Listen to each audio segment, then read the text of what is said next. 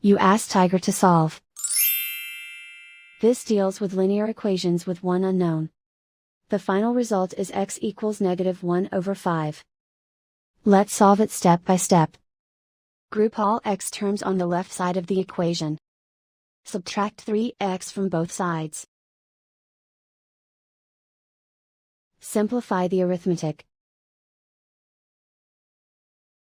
Group like terms. Simplify the arithmetic. Isolate the x. Divide both sides by -5.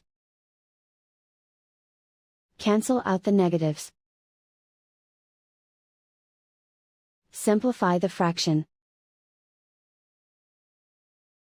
Move the negative sign from the denominator to the numerator. And so the final result is x equals -1/5.